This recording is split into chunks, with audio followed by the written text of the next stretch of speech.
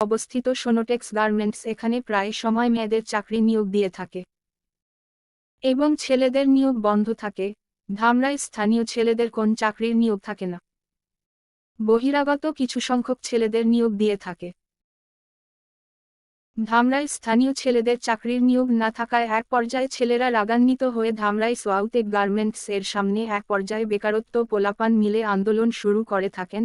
এক পর্যায়ে সোনোট্যাক্সের এর প্রথম গেট থেকে স্টাফটার মিলিত হয়ে পিছন দিয়ে আন্দোলনকারীদের উপর হামলা করেন। এতে করে ২০ জন ছেলে মেয়ে আহত হন। কিছু সংখ্যালঘুকে ধামরাই সরকারি মেডিকেলে ভর্তি করা হয়। পরবর্তী সময়ে আন্দোলনকারীরা ক্ষিপ্ত হয়ে হট নিক্ষেপ করেন এবং তাদের দাবি মেনে নিতে বলেন। এক পর্যায়ে শিল্প পুলিশ এবং আর্মি এসে নিয়ন্ত্রণ করার চেষ্টা করে এবং স্টাফের কর্তৃপক্ষরা আন্দোলনকারীদের ক্ষতিগ্রস্ত এবং চিকিৎসা দেওয়ার আশ্বস্ত করেন এবং চাকরি দিবেন বলে সেটাও আশ্বাস দেন। প্রিয় দর্শক, এই ছিল